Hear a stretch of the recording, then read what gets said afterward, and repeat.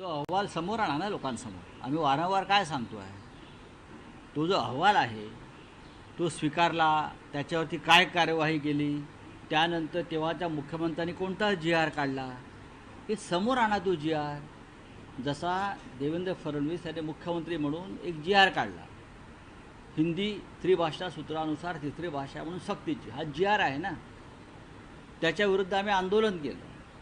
अशा प्रकारचा जी आर जर तेव्हाच्या मुख्यमंत्र्यांनी काढला असेल तर लपवतात कशाला? तुमच्या हातात सरकार आहे. बघा, हे खोटारडे लोक आहेत, हे खोटेपणातून सत्तेवर आले. ढोंग हे त्यांचं हत्यार आहे.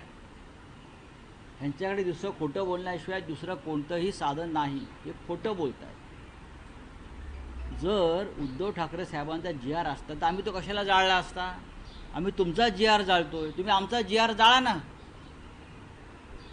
उद्धव ठाकरे साहेबांनी जो जी आर काढला असं म्हणताय किंवा काय, तो जाळा ना तुम्ही भाजपवाल्यांनो. आम्ही तुम्हाला जागा देतो जाळायला आझाद मैदानला, किंवा शिवसेना भवनासमोर येऊन जाळा. आम्ही देवेंद्र फडणवीस यांचा जी आर जाळतो. आमचा जी आर असेल उद्धव साहेबांच्या सहीचा, त्यांनी तो जाळावा. आणि शिवसेना भवनासमोरच्या गडकरी चौकातून जाळावा. आम्ही त्यांना साफसफाई करून देतो.